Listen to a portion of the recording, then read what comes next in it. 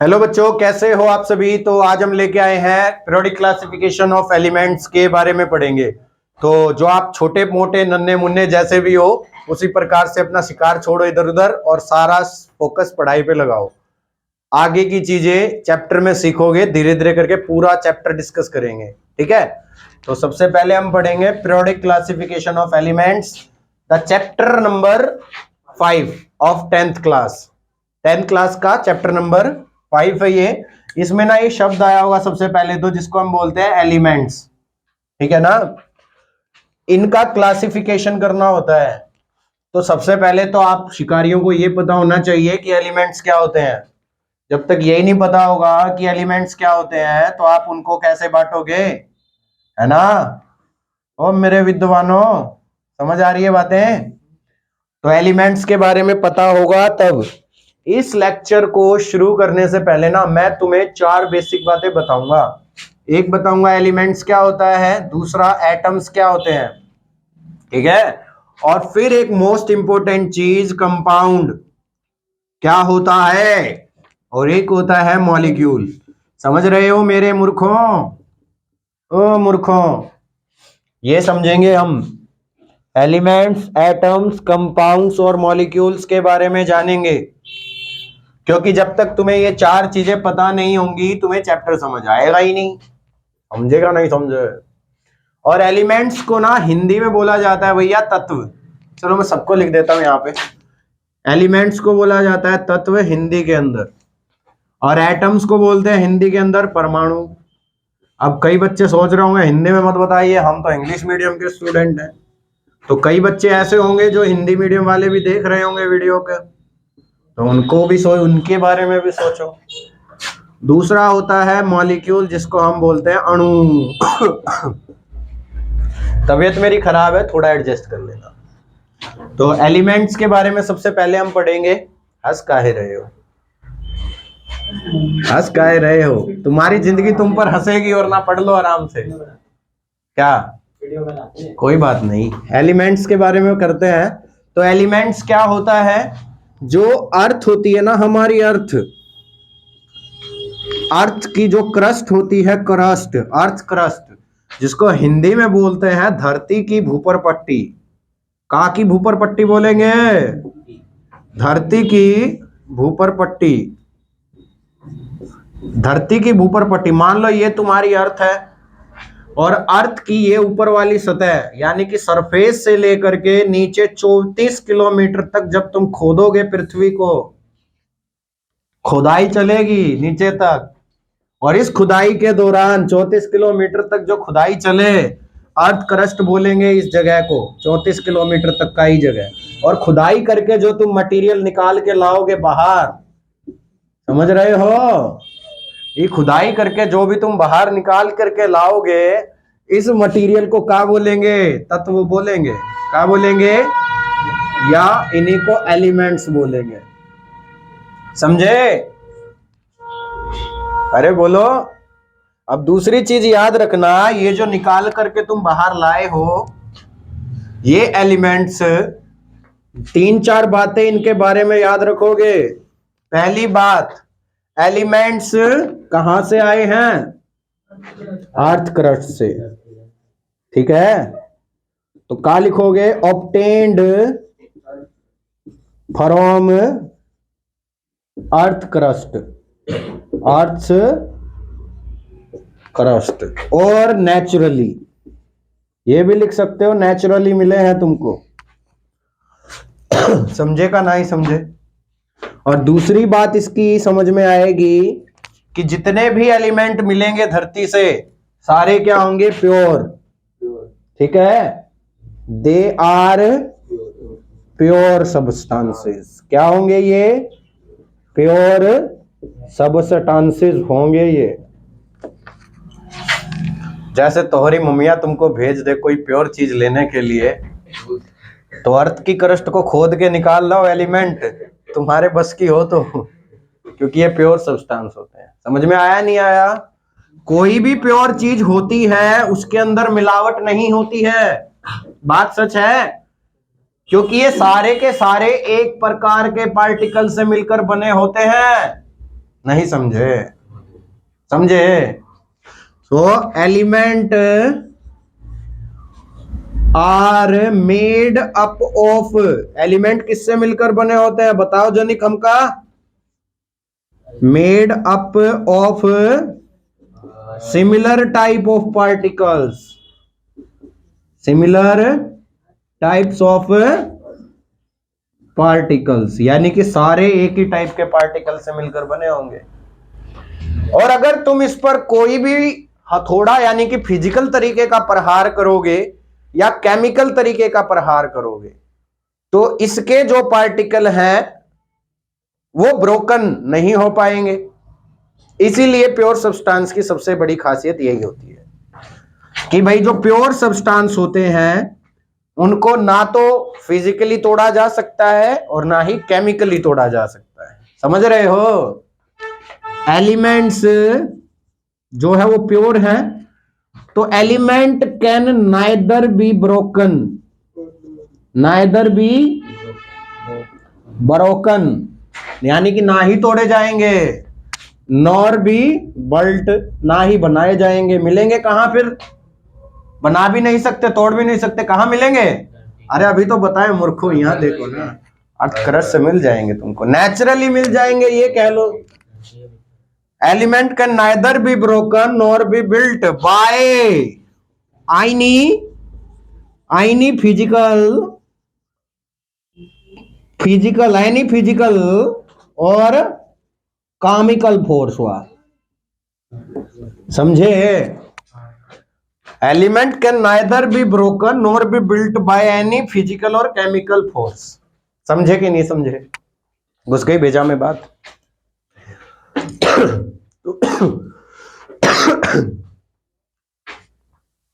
तो अब तुमसे कोई एलिमेंट के बारे में पूछेगा तो क्या बताओगे? एलिमेंट क्या होते हैं? नेचुरल सब्सटेंस होते हैं, पहली बात तो यही लिख दोगे। दे आर प्योर सब्सटेंस होते हैं, दूसरी बात ये लिख दोगे। एलिमेंट ना तो बनाए एलिमेंट के जितने भी पार्टिकल होते हैं वो सिमिलर टाइप के होते हैं सारे के सारे। एलिमेंट ना तो ब्रोक किए जा सकते हैं ना ही बिल्ट किए जा सकते हैं, चाहे कोनो तरीका अपना लो, फिजिकल या केमिकल बा। समझे? अरे बोलो, है तो क्लियर? ठीक है, तो ये था तुम्हारा एलिमेंट का केस जो हमने बता दिया। अब हम तुमको बताएंगे कि एटम क्या होता है, या फिर इसी को बोले आइटम क्या होती है। हटा दे क्या? समझ आया? आइटम का नाम आते ही तुम्हारे चेहरे पर जो समाइल आई, अगर तुम्हारी मम्मी को पता चल जाए कि आइटम ढूंढ रहा है ये, तो तुम्हारी मम्मी तुम्हारे लिए बंदोबस्त कब्रिस्तान में कर देगी। समझ रहे हो? ए अंकितवा, कब्रिस्तान देखे हो? आओ। तो एलिमेंट के अंदर हमने एक लाइन लिखी, तुम्हारी कॉपी में देखो, तुमने नोट की होगी। जब भी वीडियो देखो तो कॉपी और पेन साथ लेके बैठो, उससे फायदा ये होगा कि आप नोट्स बना लोगे और रिवीजन के टाइम पे पूरी किताब ना पढ़नी पड़ेगी, आपको कॉपी से काम चल जाएगा। समझे? और अभी तो तुम्हारे पेपर हैं तो फायदा हो जाएगा। अब हमने एलिमेंट की जो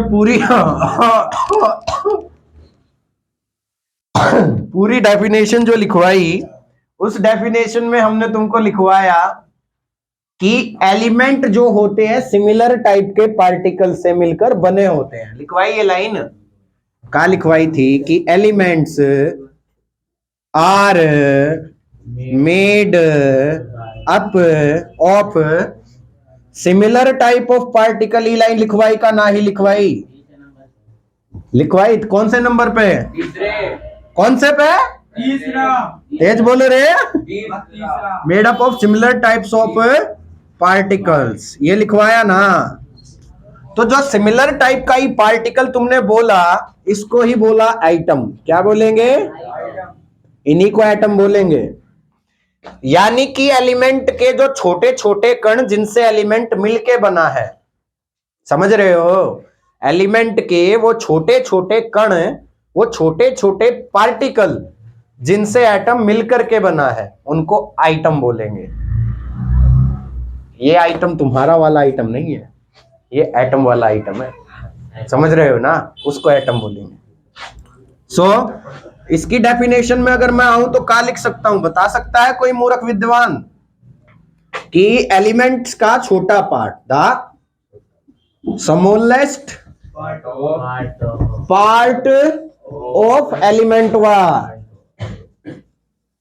इज कॉल्ड आइटम्स। क्या बोलेंगे? आइटम्स। तुम्हारी क्लास का आइटम का है अंकितवा।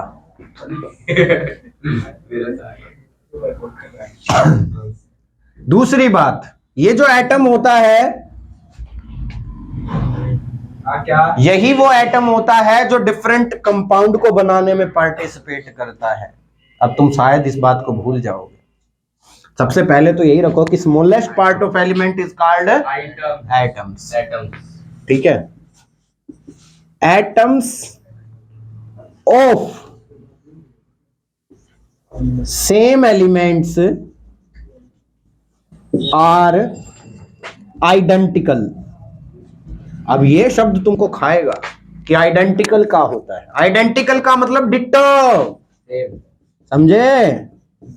जैसे तुम डिट्टो दिखते हो लड़कियों की तरह, जो लड़का लोग लड़कियों की तरह दिख रहे हैं वो आइडेंटिकल है लड़कियों से, और जो लड़की लोग लड़कों की तरह दिख रही है वो आइडेंटिकल है किसके साथ? हमको क्या पता। तो एटम्स में एग्जिस्ट। अब तुमको ये पॉइंट जो लिखवा रहा हूं ना, इन पॉइंटों को डिफाइन भी करूंगा, यहां चिंता ना करो। एटम्स में एग्जिस्ट इंडिपेंडेंटली, में एग्जिस्ट इंडिपेंडेंटली और नॉट। अब देखो मतलब का है इन दो पॉइंट का। सेकंड पॉइंट का मतलब सुनो रे भैया, मान लो ए कोई हमने एलिमेंट ले लिया, क्या ले लिया? ए कोई एलिमेंट लिया हमने, और इस ए एलिमेंट के हमने इसमें छोटे छोटे कण रखे जिनको हमने बोला ए ए ए ए ए ए। समझे या नहीं समझे? अरे बोलो। ए कोई एलिमेंट है, उसके छोटे छोटे कण, ये छोटे छोटे पार्टिकल हैं, समझ में आ गया? फिर ऐसे ही हमने एक और एलिमेंट ले लिया यहां, बी एलिमेंट। का ले लिया? हिंदी वाले कंफ्यूजिया गए हैं, कंफ्यूजिया ना ही जाएंगे हिंदी वाले। ये बी एलिमेंट हमने लिया, इसके एलिमेंट ले लिए B B B B B B. किसकी बीबी? अंकितवा की बीबी का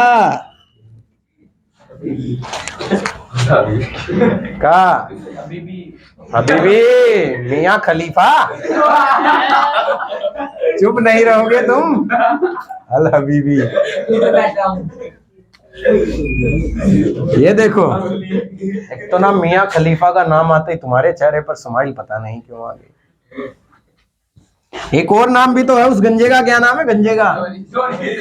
ये देखो, ये जो तुमने नाम लिए ना, अब मैं बताऊंगा तुम्हारे घर वालों को कि इनसे पूछो ये जोनी सिंस है। जाओ। ये देखो, ए एलिमेंट कोई लिया तुमने, और इस ए एलिमेंट के छोटे छोटे पार्टिकल हैं ए ए ए ए ए ए ए ए ए। बी एलिमेंट लिया, इसके छोटे छोटे पार्टिकल है B B B B B B B B B B B B B B B B B B. ठीक है, अब मैं यहां ए एलिमेंट से मान लो मैं 4 पार्टिकल निकाल लेता हूं, कहने की बात 4 एटम निकाल लेता हूं। ए निकाल लिया, ए निकाल लिया, ए निकाल लिया, ए निकाल लिए ना 4 एटम। अब ये चारों एक जैसे हैं या नहीं है ना एक जैसे? वैसे ही मैं बी के निकाल लू, ये लो बी बी और बी, और अब 5 निकाल लू, ये पांचों एक जैसे हैं या नहीं है ना?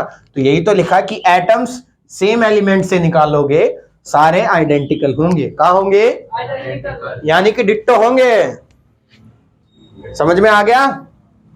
क्लियर हो गया?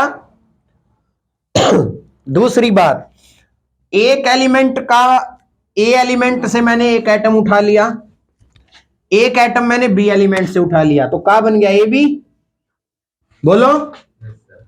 मान लो इसको छोड़ो, हमने ए एटम ले लिया और बी एटम ले लिया, क्या ये दोनों सेम है? नहीं है ना। ये तो डिफरेंट एलिमेंट के अगर एटम उठाओगे तो डिफरेंट मिलेंगे, सेम एलिमेंट के एटम उठाओगे तो सेम मिलेंगे। वही बात मैंने लिखी है कि एलिमेंट का छोटा हिस्सा एटम कहलाता है, और एटम सेम एलिमेंट से निकालोगे सारे एक जैसे होंगे, आइडेंटिकल होंगे। ये एटम अकेले रह भी सकते हैं, नहीं भी रह सकते, मतलब वो भी क्लियर हो जाएगा कि भाई एक एटम अकेला ए के रूप में लिखा जा सकता है, दूसरे एलिमेंट का एटम बी का मान लो, बी एलिमेंट का एटम बी ऐसे लिखा जा सकता है।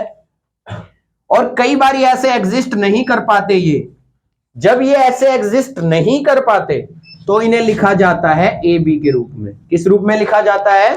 ए बी के रूप में। समझ में आ गया ना? यानी कि कंबाइंड स्टेट में इंडिपेंडेंटली एग्जिस्ट कर सकते हैं और कई बार कंबाइन होकर एग्जिस्ट करते हैं। समझ आ गई बात? ये हटा रहा हूं यहां से। एटम की एक और खास बात, चौथी बात एटम के बारे में ये लिख सकते हो, यही वो एटम होता है जो रिएक्शन में पार्टिसिपेट करता है। समझ रहे हो? आइटम की वजह से ही तो सारा खचड़ा पचड़ा मचता है भाई। Atoms take participation in reaction, party या एटम टेक, कहा लिखें इसको?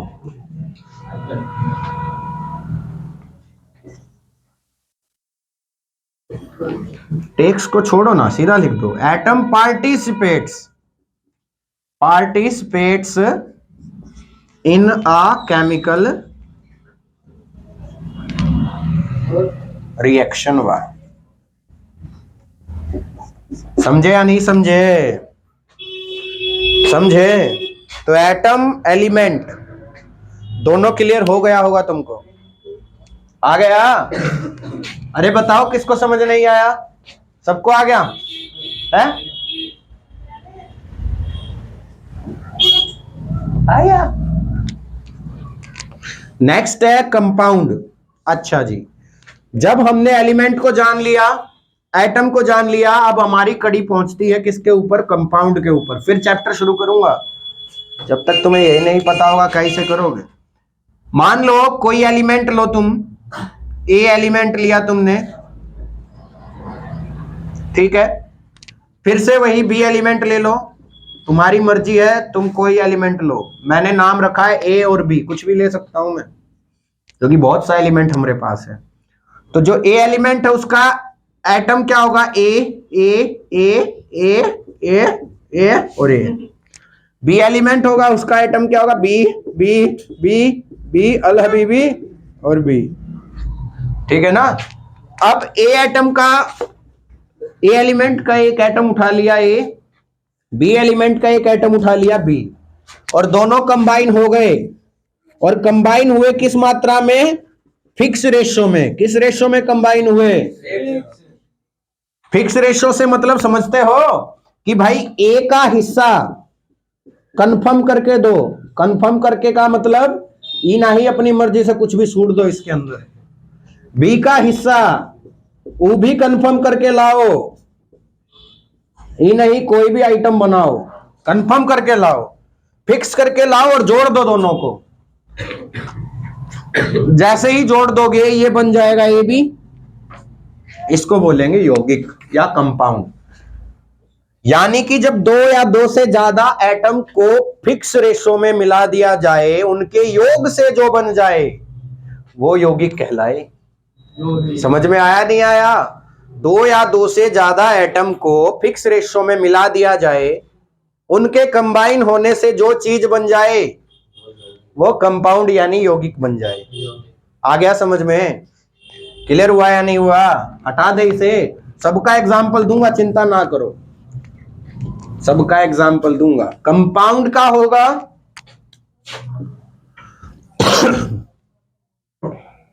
when two or more atoms of same या डिफरेंट एलिमेंट, सेम लो चाहे डिफरेंट लो, when two or more element of same और different elements combine in fix ratio, combine in a fixed ratio, then a compound is formed. Then a compound is formed. ठीक है ना? Example के तौर पर हम उठा रहे हैं, यहां ध्यान देना थोड़ा सा। अब हम खेलेंगे तुम्हारे दिमागवा के साथ। हमने कार्बन एलिमेंट उठा लिया। क्या उठा लिया? Carbon element. कार्बन का नाम तो सुने होगे। तुम किसकी कॉपी हो? अपने बाप की कार्बन कॉपी हो या अपनी कार्बन कॉपी हो? बताओ तो, किसकी कार्बन कॉपी हो? एक उठा लिया ऑक्सीजन एलिमेंट। सर ऐसे ना बोलिए, सभी ना अपने पिताजी की कार्बन कॉपी हो। क्यों अंकितवा, किसकी कार्बन कॉपी हो? मूंगफली खा रहा है। कौन खा रहा है मूंगफली? क्या खा रहे हो? ये मूंगफली खाने का है। और मेरे बैग में डाल दिया, मेरे बैग में डाल दिया, मेरे बैग में भी। अपने जीवन से प्यार नहीं रहा क्या तुम्हें? हैं? बैग नहीं लग रहा है, बदतमीज। कार्बन एलिमेंट उठा लिया, ऑक्सीजन एलिमेंट उठा लिया। यहां ध्यान दो। अब तो कार्बन एलिमेंट का जो एटम है वो सी मान लो। Carbon C4, C4, C4, O4। यहां से कार्बन एटम उठा लिया, यहां से ऑक्सीजन। कार्बन एलिमेंट का एटम कार्बन, ऑक्सीजन एलिमेंट का एटम ऑक्सीजन एटम। अब इसका हिस्सा और इसका हिस्सा दोनों को कंबाइन फिक्स करता हूं। फिक्स करता हूं दोनों का हिस्सा। क्या करता हूं? फिक्स हिस्सा। इसका ले लेते हैं 12 ग्राम। कितना? इसका ले लेते हैं 16 ग्राम। कितना? 16। और दोनों को मिला देंगे तो क्या बनेगा? यहां से बनेगा CO। बन गया ना CO। कितने ग्राम हो गया? 12 और 16 ग्राम। कितना ग्राम? 28 ग्राम। समझे या नहीं समझे? कार्बन में मिला दी ऑक्सीजन 16 ग्राम और ये बन गया तो कार्बन 28 ग्राम बन, कार्बन और ऑक्सीजन 28 ग्राम बन के जो मिलके आया इसको बोलेंगे कार्बन मोनोऑक्साइड। क्या बोलेंगे? Carbon monoxide. ये कंपाउंड है। ये क्या है? कंपाउंड है। समझ में आ गया? ये क्या थे? एटम थे। और ये क्या था? एलिमेंट था। समझे या नहीं समझे? कार्बन एलिमेंट, उसका छोटा हिस्सा कार्बन एटम कंपाउंड का एटम हो गया। ऑक्सीजन एलिमेंट, उसका छोटा हिस्सा ऑक्सीजन एटम। इन दोनों के कंबाइन होने से, वो भी फिक्स रेशियो में कंबाइन किया है, 12 ग्राम 16 ग्राम का बन गया कार्बन मोनोऑक्साइड। किसी ने कहा सर कार्बन को 12 ग्राम रखिए और ऑक्सीजन को आप ले दीजिए 16 से 32 ग्राम। कितना ले लीजिए? जब एक ऑक्सीजन था तो 16 ग्राम था, अब ऑक्सीजन कितनी है तो 32 ग्राम हो जाएगा। 16 दूनी 32। नहीं समझे? अरे एक ऑक्सीजन का कितना था? 16 ग्राम। दो ऑक्सीजन का कितना होगा? 32वां। तो इन दोनों को जोड़ेंगे फिक्स रेशियो के साथ तो क्या बनेगा ये बताना? CO2 44 ग्राम। कितना है ना? फिक्स रेशियो में मिलाए हैं। अब बन गई कार्बन डाइऑक्साइड। क्या बन गई? ठीक है, तो ये कंपाउंड है। ये कार्बन डाइऑक्साइड का कंपाउंड है, CO2 कंपाउंड, और ये CO कंपाउंड है। और ये कार्बन एटम है, ये ऑक्सीजन एटम है। समझे या नहीं समझे? तुम आगे या नहीं आगे? तो एटम, एलिमेंट, कंपाउंड, तीनों अलग अलग चीजें हैं। क्लियर हुआ है नहीं हुआ? अरे बोलो। एलिमेंट क्या था? नेचुरल सब्सटेंस, प्योर सब्सटेंस, कभी तोड़ा नहीं जा सकता, कभी जोड़ा नहीं जा सकता, कभी फोड़ा नहीं जा सकता। एटम क्या था? एलिमेंट का छोटा हिस्सा एटम था। कंपाउंड क्या था? दो या दो से ज्यादा एटम्स को फिक्स रेशियो में जब मिला दोगे तो उनसे क्या बन जाएगा? कंपाउंड बन जाएगा। समझ में आ गया? पहली बात तो ये। दूसरी बात, जो तू टिकटॉक चलती है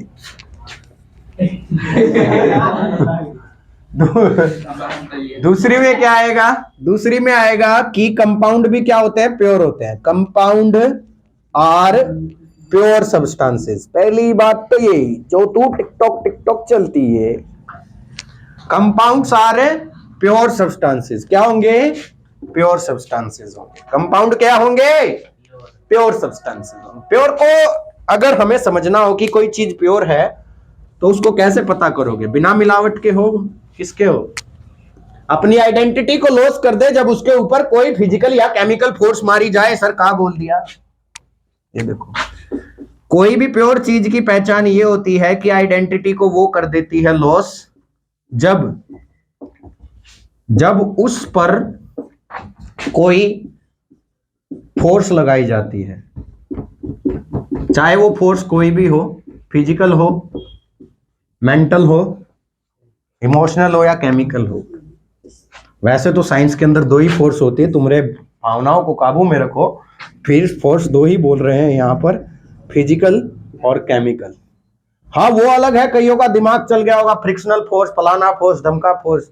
फोर्स तो बहुत सारी हैं, लेकिन कैटेगरी में तो दो में डालेंगे, फिजिकल और केमिकल में। समझे या नहीं समझे?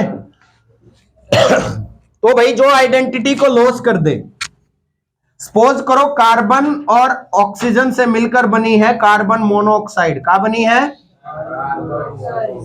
और ये होती है भैया जहरीली गैस। क्या होती है? जैसे तुम्हारी एक्स जहरीली है, जैसे तुम्हारी एक्स नागिन है, जहरीली है ना? अंकित का दिल टूटा है बहुत तगड़ा, दुख में है ये। जैसे कार्बन मोनोऑक्साइड जहरीली गैस है, वैसे ही तुम्हारी एक्स की तरह डंक मार के गई सांपन, नागिन। तो ये जो कार्बन मोनोऑक्साइड है उसी का हिसाब लगाते हैं। अगर मान लो मैं इसके ऊपर कोई फोर्स लगा दूं और उस फोर्स की वजह से ये कार्बन अलग हो जाए, जैसे तुम अलग हो गए, कार्बन अलग हो जाए, ऑक्सीजन अलग हो जाए, तो क्या अब कार्बन एक जहरीली गैस है? क्या ऑक्सीजन एक जहरीली गैस है? लेकिन दोनों को मिला दूं तो जहरीली गैस है। यानी कि जब तुम किसी चीज पर फोर्स लगा दोगे और वो अपने अस्तित्व को खो दे अपने अस्तित्व को, तो वो क्या होगी? प्योर चीज होगी। वो क्या होगी? प्योर। तभी तो तुम्हारा अस्तित्व बिगड़ जाता है जब तुम किसी के चक्कर में पड़ जाते हो। उसको देखो, चक्कर में पड़ के अस्तित्व बिगड़ गया बच्चे का। तुम भी पढ़ाई पे ध्यान दे लो। आ गया नहीं आ गया समझ में ये? अरे बोलो। आइडेंटिटी लॉस कर देगी कोई चीज। आ गया कहने वाला। तो क्या होगी वो? Carbon monoxide. मतलब वो प्योर चीज होगी, कार्बन मोनोऑक्साइड नहीं होगी। कहां जहरीली चीजों में घुसे हुए हो? बाहर आओ, सपनों की दुनिया से बाहर आओ, जा चुकी है। आ गया समझ में या नहीं आया? क्लियर हो गया? तो ये हो गया कंपाउंड्स। अच्छा अब आते हैं जो हमारा मेन मुद्दा बच गया, अणु, जिसको बोलते हैं मॉलिक्यूल।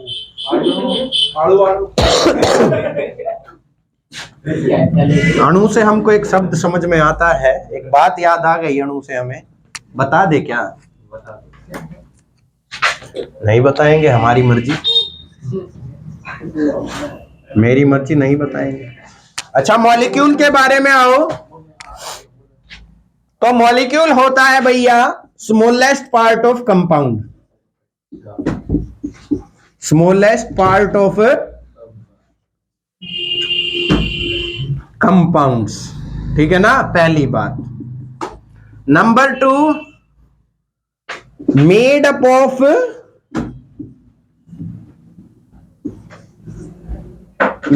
ऑफ टू और more then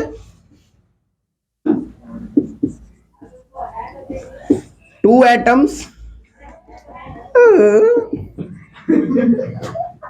two or more than two atoms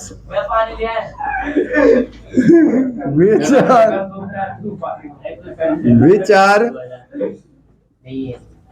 chemically combined with each other।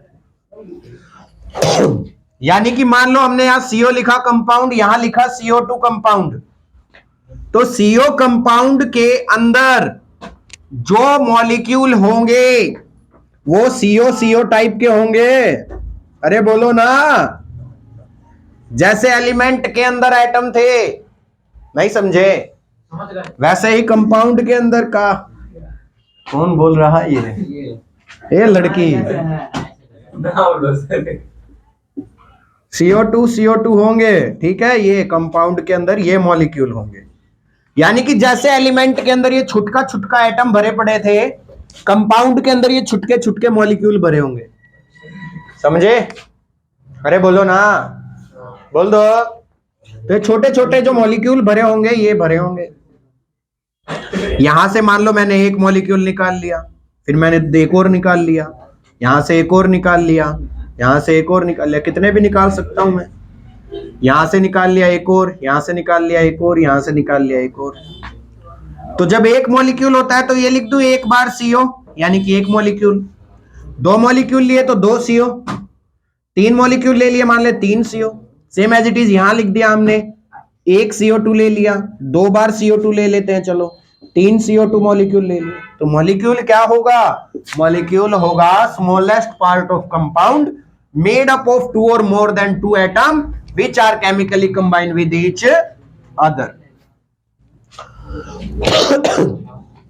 Number 3, atoms of molecule may be same or not. यानी कि अभी तो नोट डिफरेंट है, एक कार्बन है, एक ऑक्सीजन है एक मॉलिक्यूल के अंदर, लेकिन कई बारी जरूरी नहीं। H2 लिख दूं मैं, इसमें देखो 2 हाइड्रोजन है ना। ऑक्सीजन लिख दूं मैं, इसमें 2 ऑक्सीजन है ना। क्लोरीन 2 लिख दूं मैं, इसमें 2 Cl2 है ना। ये सेम है, तो यही बात लिखी है, atom of a molecule may be same और नॉट। यहां पर नहीं है सेम, एक कार्बन एक ऑक्सीजन है, लेकिन यहां तो सेम है, दोनों हाइड्रोजन है। यहां भी सेम है, दोनों ऑक्सीजन है। यहां भी सेम है, दोनों क्लोरीन है। अरे यहाँ पे सेम नहीं है।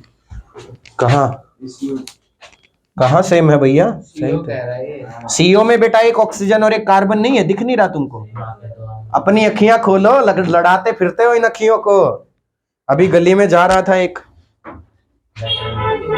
लड़कियों से ना अखियां लड़ा रहा था, पीटा इसको पकड़ के वहां नाले के पास, पीट के फेंक दिया इसको नाली में। इसकी सविता ने ही पिटवा दिया। हटा दे इसे। गरिमा बेटा पढ़ाई कर ले, गरिमा भी चली जाएगी और तेरी गरिमा भी ले जाएगी। समझ गया? कुछ ना बचने वाला जीवन में बेटा, ऐसा काट के जाएगी जीवन के आने वाले 2-4 साल तो तेरे जाएंगे तेल लेने। डंडा देना मेरा, शर्म नहीं आती? मार दूंगा घुसंड। आ गया समझ में? तो ये एटम, एलिमेंट, कंपाउंड और मॉलिक्यूल, ठीक है। अच्छा आप सुनो हमारी बात। एलिमेंट फिर से एक बार समअप कर देता हूं कि एलिमेंट क्या होगा? जो प्योर सब्सटेंस होगा, एक ही तरीके के पार्टिकल से मिलकर बना होगा, ना तो किसी फिजिकल प्रोसेस से ना ही किसी केमिकल प्रोसेस से तोड़ा जा सकता है। एटम क्या होगा? एटम एलिमेंट का छोटा सा हिस्सा होगा जो इंडिपेंडेंटली अकेला रह भी सकता है और कंबाइंड स्टेट में भी रह सकता है। एटम ही होते हैं किसी भी एलिमेंट के जो रिएक्शन में पार्टिसिपेट करते हैं। इसके बाद कंपाउंड, 2 या 2 से ज्यादा एटम्स को जब फिक्स रेशियो में कंबाइन करवा दिया जाता है तो कंपाउंड की फॉर्मेशन होती है। कंपाउंड में एटम केमिकली कंबाइन होते हैं। Number 4 sorry, molecules. Molecules compound का छोटा सा हिस्सा होता है। ग्रुप ऑफ एटम को मॉलिक्यूल कह सकते हो। एक मॉलिक्यूल के अंदर एटम सेम भी हो सकते हैं और डिफरेंट भी हो सकते हैं। समझ में आ गया? ये 4 चीजें हैं, जब तक ये 4 चीजें क्लियर नहीं होंगी केमिस्ट्री का तुम्हें सी तक नहीं पता चलेगा। पहले ये बातें आनी चाहिए, फिर जाके आगे केमिस्ट्री की चीजें सीखनी चाहिए। The chapter is periodic classification of elements. तो ये एलिमेंट्स जो तुमने सीखे कि अर्थ करस से निकाले जा सकते हैं और प्योर सब्सटेंस होते हैं, एक ही टाइप के एटम से मिलकर बने होते हैं। ऐसे ऐसे एलिमेंट्स अभी जो है साइंस की स्टडी के मुताबिक 118 हो चुके हैं, यानी कि 118 डिस्कवर कर चुके हैं हम। उन 118 एलिमेंट्स को एक टेबल बना करके उनके यूज के हिसाब से और हमारी जो जरूरतें हैं उनके हिसाब से जचाएंगे, उन्हें हम सेट करेंगे उन टेबल के अंदर उसे, ठीक है। और यही सब पढ़ना होगा इस चैप्टर के अंदर, क्योंकि उन्हीं एलिमेंट के जो एटम्स होते हैं उन्हीं एटम को रिएक्ट करवा के डिफरेंट चीजें आज हमने बना ली हैं।